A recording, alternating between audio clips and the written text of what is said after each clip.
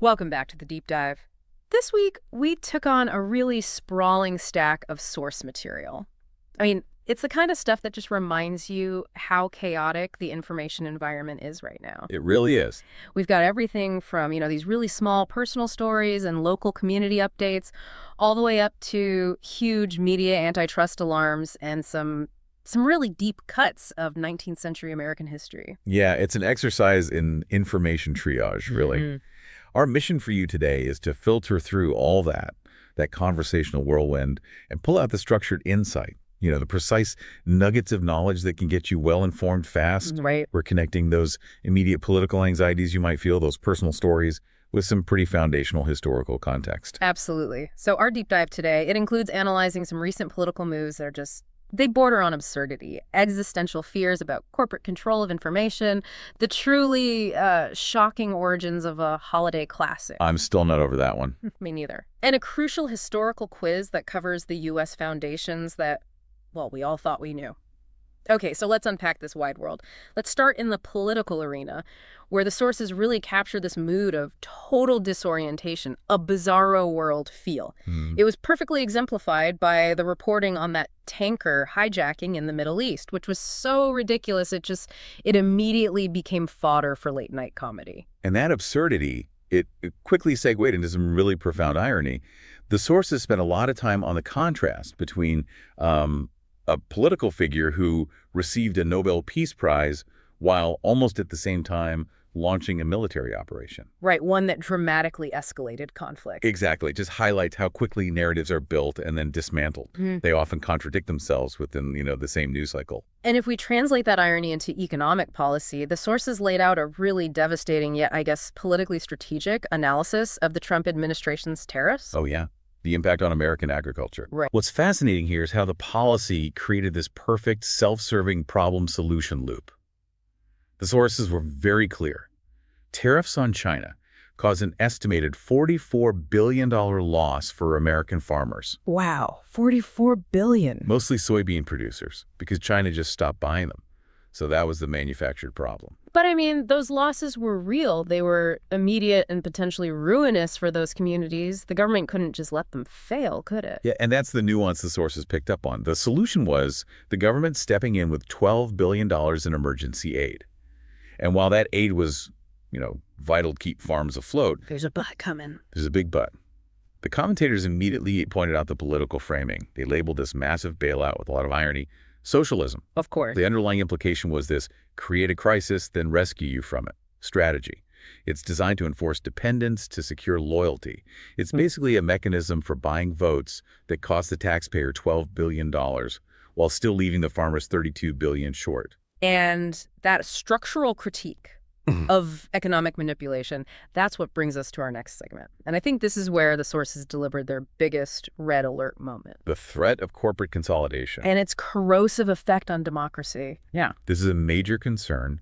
It's about the very architecture of our public information. Yeah.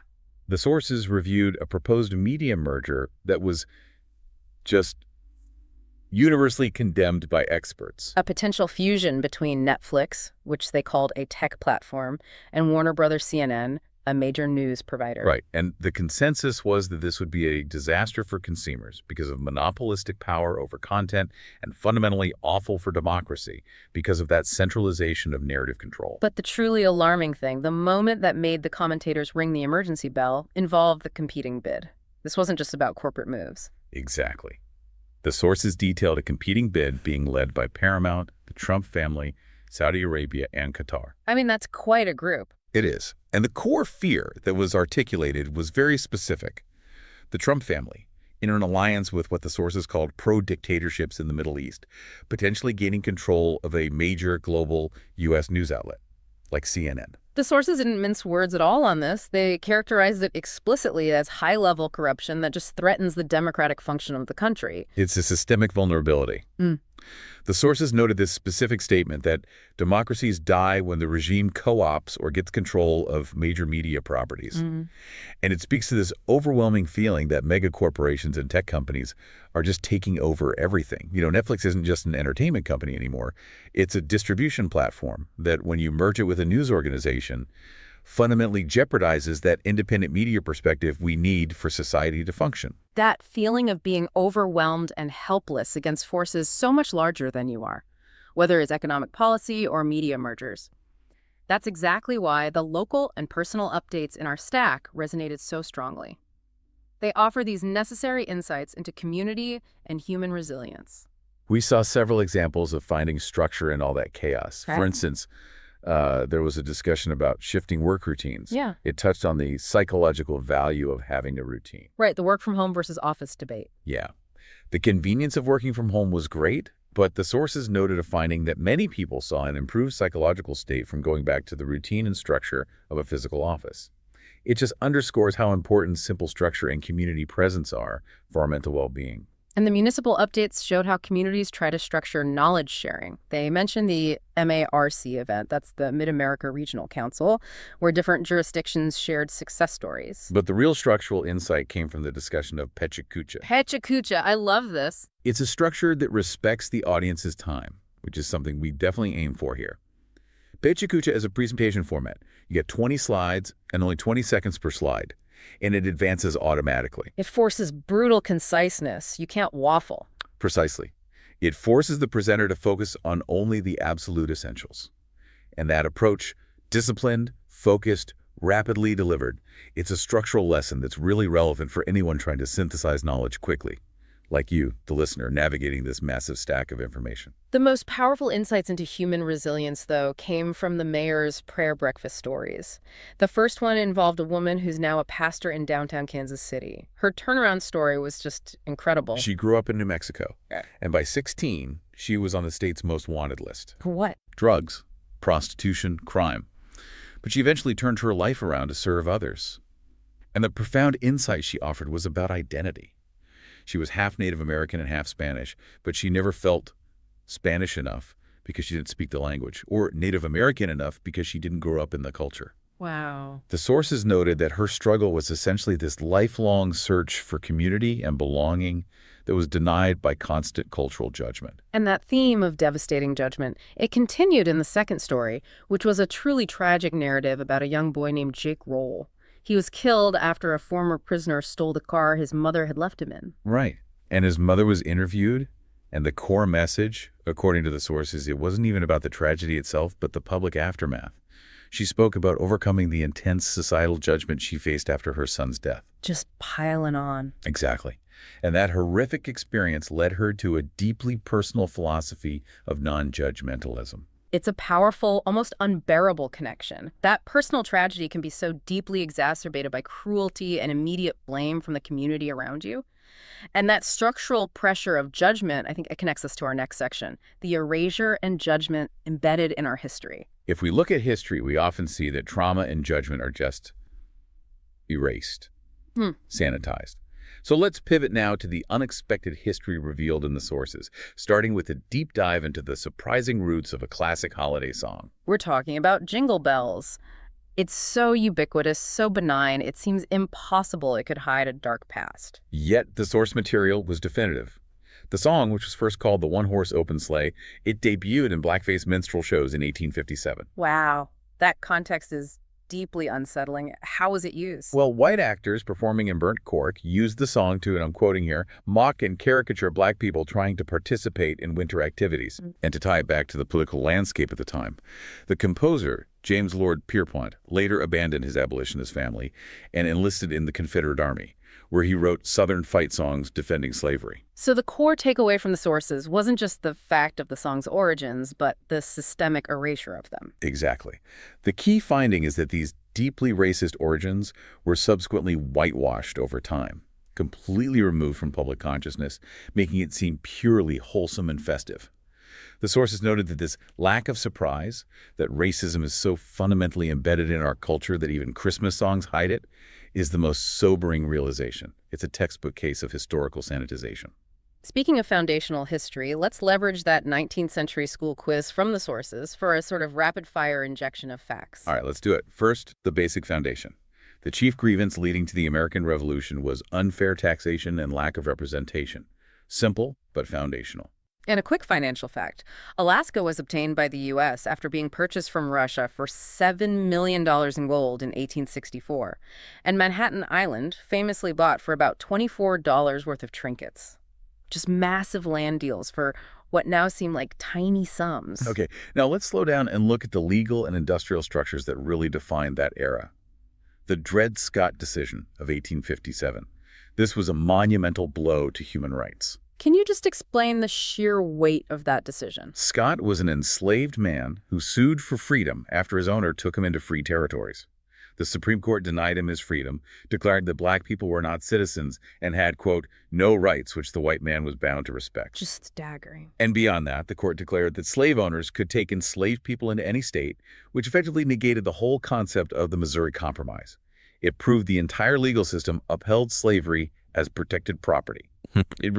It lit the fuse for the Civil War. In a parallel moment of political oppression from that time, the Alien and Sedition laws. Passed under President John Adams, these laws authorized the president to expel any foreigner deemed injurious. And worse, they fined or imprisoned anyone for libeling or slandering Congress, the president, or the government. So a direct attack on free speech. A terrible, direct attack on political dissent and the freedom of the press. It's a shocking measure from a brand new republic. Finally, let's look at technology and economics through the lens of the cotton gin, invented by Eli Whitney. This is a perfect example of how technology, which was intended to solve a mechanical problem, created a catastrophic social and economic one. The sources noted that by making cotton processing easier and faster, the machine dramatically increased the profitability of cotton. Which means it directly and immediately increased the demand for more enslaved labor across the South. It cemented the economic foundation of slavery for decades.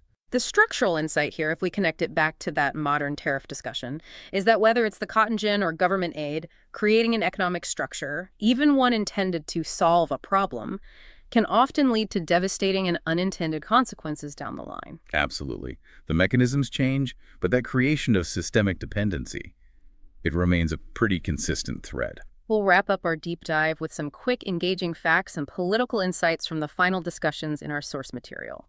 Let's start with the contemporary regulatory issue. Right. The sources discussed Australia's new proposed law to keep kids under 16 off social media. And while the exact age was debated, the underlying goal protecting developing brains from the mental and emotional toll of social media was widely supported as a necessary measure. Next, let's revisit political symbolism. The sources revealed a pretty stark policy change where the previous administration removed Martin Luther King Jr. Day and Juneteenth from the list of free national park entry days. And, in a very deliberate show of political dominance, replaced them with the former president's own birthday. The commentators and the sources were very clear on this. They asserted that the cruelty is the key to understanding that strategy. The cruelty is the key. That the value lies in asserting dominance and inflicting these minor targeted irritations to signal cultural hostility to your opponents. Which brings us to maybe the most absurd manifestation of political conflict, the font wars. Oh, the font wars. Marco Rubio ordered the State Department to stop using the Calibri typeface, which had been adopted under the Biden administration. He demanded they revert immediately to 14-point Times New Roman, and he explicitly called Calibri a wasteful nod to diversity, equity, inclusion, and accessibility initiative. A font. It's unbelievable that a font could be labeled a DEI initiative, but if we connect this back to that cruelty is the key strategy, what does this tell us? It tells you that every single piece of government infrastructure, no matter how tiny a font choice, a minor holiday, it's now a proxy war. It's not about efficiency. It's about weaponizing culture. You attack the font because you can link it to the opposing side's values, and you score political points, even if the change itself is, well, utterly meaningless to the average citizen. So what does this all mean? We've completed a massive structural analysis, tracing current anxieties about media empires and economic dependency, all the way back to the historical realities of minstrel shows and the Dred Scott decision. And the journey shows us that history is constantly being obscured, sanitized, and politically weaponized. Critical thinking isn't just about absorbing new facts. It's about questioning the foundational structures and the narratives that surround those facts. Exactly. When we connect those fundamental structural crises detailed in the historical sources, the Alien and Sedition laws attacking dissent, the Dred Scott decision cementing injustice, the cotton gin perpetuating slavery, they all point to these deep structural failures. So given the modern concerns we've detailed, from farm aid being called socialism to the fusion of foreign dictatorships and domestic media, we have to ask ourselves, how much have our fundamental structural challenges truly changed since the 19th century? Or are we today merely grappling with modern, technologically advanced manifestations of those same old battles for power, justice, and the truth? That's a question worth mulling over until our next deep dive. Thank you for joining us.